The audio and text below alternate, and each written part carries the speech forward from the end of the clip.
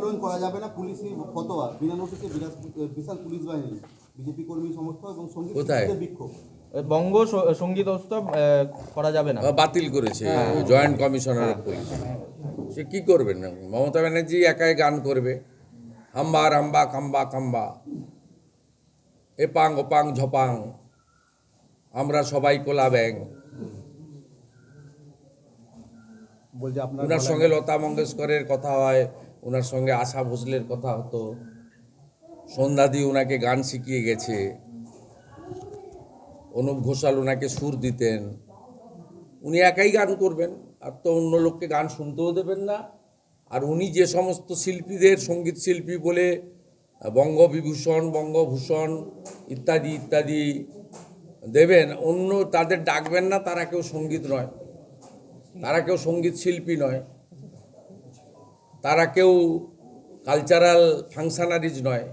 উনি তার যাদেরকে রেকগনাইজ করবেন, তাই আজকে এক মাস আগে থেকে প্রস্তুতি নেওয়া প্রোগ্রাম গায়ের জোরে বাতিল করলো। সরস্বতী, আমি উদ্যোক্তাদের জেনেছি, উদ্যোক্তাদের বলেছি, মা সরস্বতী তিনি হচ্ছেন আমাদের আরাধ্য দেবী। বাগদেবীর পুজোর পরে একটা ইনডোর প্রোগ্রাম করে যে শিল্পীদের আজকে সম্বর্ধিত করার কথা ছিল, ওইটা করা হবে। আমরা ন্যাশনাল লাইব্রেরি বা আইসিসিআর বা ইজেডসিসি সেন্ট্রাল গভর্নমেন্টের কোনো হল বুকিং করে সেখানে করব, প্রোগ্রাম হবে। কি করা যাবে? আর কনফ্রন্টেশন করলে এখানকার ভাইদের যেমন জেলে খাটিয়েছে, কনফ্রন্টেশন করলে ওখানকার উদ্যোক্তাদেরও লোকসভা ভোটের আগে জেলে পুলে রাখবে, যাতে বিজেপির লোকরা বাড়ি বাড়ি যেতে না পারে, রাম মন্দির দেখতে না পারে। এইটা পশ্চিমবঙ্গে চলছে। একটা হিন্দু বিরোধী সরকার, অত্যাচারী সরকার। এই সরকারের এই কাজ, সেই কাজ করছে এবং পুলিশকে ক্যাডারে পরিণত করেছে। দাদা, ইন্ডিয়া জোট অধীর কে কোনো ফ্যাক্টর? আমি যে কারণে এসেছি ওটাই বলছেন না কেন আপনি? এই লোকগুলো জেলে থাকবে কেন এতদিন? 9 জানুয়ারি থেকে এই লোকগুলো কেন জেলে থাকবে?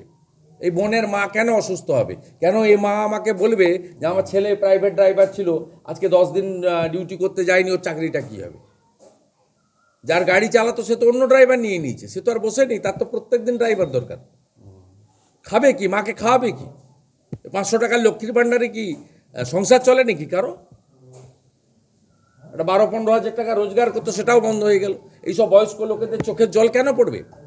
হিড়ির করে টেনে টেনে নিয়ে গেছে বাচ্চাদের ঘরের মধ্যে। এরা মান সম্মানে বলছে আমার ছেলে চোর না ডাকাত। শাওড়াফুলির পুলিশ, সারামপুরের পুলিশ, এই অমিত জাবেলগি কি করছে এগুলো? কার কথাই করছেন আপনি এগুলো? আপনার জন্য এখানে দাঙ্গা হয়েছে রিসরাতে, আপনার জন্য এখানে আজকে এনআইএ তদন্ত হচ্ছে। শাহজাহানকে ধরতে পারে না, এলাকায় ঘুরে বেড়াচ্ছে পুলিশ প্রোটেকশন নিয়ে। আর মেজর ঋত্বিক পাল, তিনি দেশের জন্য তার নিজের যৌবনকালের একটা বড় সময় ব্যয় করলেন। তাকে আজকে 9 জানুয়ারি থেকে আজকে 20 তারিখ পর্যন্ত জেলে থাকতে হয়েছে। 24 তারিখে পরের ডেট পড়েছে। যত রকম সেকশন ফরওয়ার্ডিং সিডি লাগিয়ে বেল ক্যান্সেল করছেন। একটা মাফিয়া ডন শাহজাহানকে ধরতে পারেন না, ঋত্বিক পালকে দরজা ভেঙে তুলে নিয়ে গেছেন।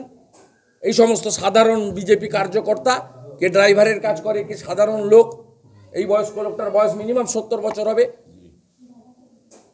এদের কি অপরাধটা কি? এখানে জয় শ্রীরাম বলেছে, গেরুয়া ঝান্ডা ধরে ঘুরেছে বলে আজকে এদের এই পরিণতি। আমি আজকে এই সব পরিবারের সঙ্গে দেখা করলাম, পাশে থাকার বার্তা দিলাম। 24 তারিখে এখানকার কোর্টে বেল হলে ভালো, খুবই ভালো। ভগবানের কাছে প্রার্থনা করব, ওই বেল যদি না হয় উচ্চ আদালতে দ্বারস্থ হয়ে এদের বেল করানোর ব্যবস্থা করবো। এদের পরিবারের সঙ্গে পুরো ভারতীয় জনতা পার্টি আছে। বিরোধী দলনেতা এই বার্তা দেওয়ার জন্য এসেছিলেন। আমি এখান থেকে ঋত্বিক পালের বাড়িতে যাব, তার সঙ্গেও মিট করব। ও এদের প্রত্যেকটা পরিবারের সঙ্গে বিজেপি আছে। দাদা, সংগ্রামী যৌথ মঞ্চ বলছে এবার আমরণ অনশনে যেতে হবে, তারা যে বলছে ওদের দাবি যুক্তিসঙ্গত। আমরণ অনশনে যাতে না যায় তার জন্য মুখ্য সচিব বা সরকার অবিলম্বে তাদেরকে ডেকে আলোচনা করে আশ্বাস দিক, কথাবার্তা বলুক। আমি এই আবেদন করব, রাজ্যের মুখ্য সচিবকে আবেদন করব, রাজ্যের গভর্নরকে বলবো হস্তক্ষেপ করুন, যাতে কোনো কর্মচারী আমরণ অনশন করতে গিয়ে যাতে অকালে তাকে চলে যেতে না হয়। এর জন্য হস্তক্ষেপের সুযোগ আছে। যেহেতু তারা সময় দিয়েছেন সরকারকে একদিন, নিশ্চয়ই সরকারের হস্তক্ষেপ করা উচিত, এই প্রার্থনা করব। নওশাদকে তো সভা করার জন্য কোর্ট বারণ করেছে। অত্যন্ত আনফর্চুনেট সিদ্ধান্ত। আমি কোর্টের সিদ্ধান্তকে মান্যতা দিয়ে বলবো, পুলিশ যেভাবে নওশাদ সিদ্দিকীকে গত বছরের ঘটনার জন্য দায়ী করে যেভাবে মামলা সাজিয়ে কোর্টে করেছেন, এটা অত্যন্ত দুর্ভাগ্যজনক। পুলিশের নক্কারজনক ভূমিকা সামনে এসেছে। আর সুযোগ নেই নওশাদের সুপ্রিম কোর্টে যাওয়ার, টাইমও নেই। ন্যাচারালি স্বাভাবিকভাবে নওশাদ ভাইরা তাদের প্রতিষ্ঠা দিবস, তাদের সঙ্গে আমাদের বিরোধ আছে, থাকবে। তাদের নীতির সঙ্গে আমাদের নীতির কোনো মিল নেই। ওরা সাউথ পোল হলে আমরা নর্থ পোল। ওদের প্রতিষ্ঠা দিবস ওরা ওদের মতো করে পালন করবে। আমি একটা চ্যানেল থেকে দেখছিলাম ওরা ভাঙড়ে প্রতিষ্ঠা দিবস পালন করবে। আমি আশা করব ওরা শান্তিপূর্ণভাবে তাদের প্রতিবাদটাও রাখবে, প্রতিষ্ঠা দিবসও পালন করবে। কালকের ডিভিশন বেঞ্চের রায়কে আমি স্বাগত জানাতে পারছি না।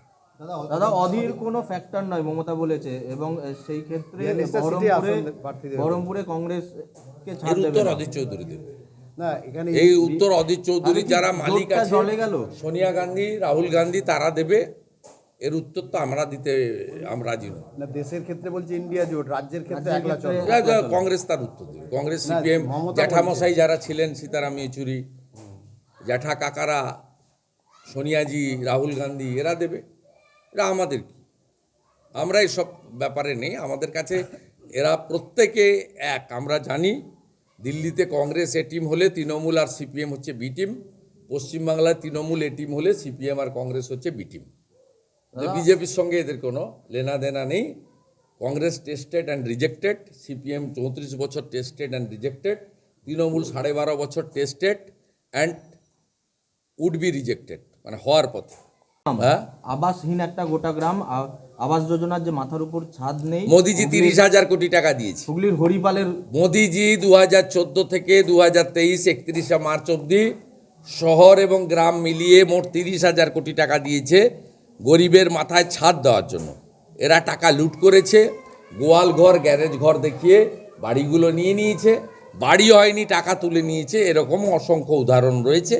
তাই গরিব মানুষ টাকা পায়নি। যেখানে কংগ্রেসের আমলে 4 থেকে 14 4,600 কোটি টাকা আবাসে দেওয়া হয়েছে, সেখানে নরেন্দ্র মোদীজি তার রাজধর্ম পালন করে, এই রাজ্যে তার সরকার বিজেপির নেই, তবুও তিনি 40 লক্ষ বাড়ির জন্য 30,000 কোটি টাকা দিয়েছেন 4 থেকে 23-এর 31শে মার্চ পর্যন্ত। একটা প্রদেশে দাঁড়িয়ে আছি, যে প্রদেশ স্বাধীনতা আন্দোলনে গোটা ভারতবর্ষকে পথ দেখিয়েছে। এই প্রদেশেরই ক্ষুদিরাম বসু, তিনি অত্যন্ত অল্প বয়সে আত্মাহুতি দিয়েছেন দেশ মাতৃকার। এখানেই রাসবিহারী বসু, ঋষি অরবিন্দের কর্মভূমি। গোটা ভারতবর্ষের মানুষ এদের প্রণাম করে। নেতাজি সুভাষচন্দ্র বসুর ভূমি। এইখানে নিজের যৌবনকালের বড় অংশ দেশের জন্য দিয়ে দিয়েছেন একজন মেজর রিটায়ার্ড।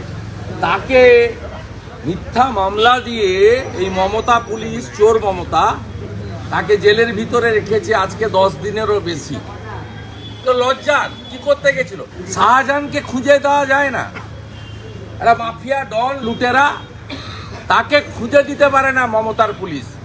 আর মেজর ঋত্বিক পাল পুরো যৌবনকালটা, নিজের আসল সময়টা যে কন্ট্রিবিউট করেছে টুয়ার্ডস দ্য নেশন, তাকে আজকে এই ধরনের ফলস অ্যালিগেশন দিয়ে, ফেব্রিকেটেড মেডিকেল রিপোর্ট বানিয়ে মমতা পুলিশ জেলের ভিতরে রেখেছে।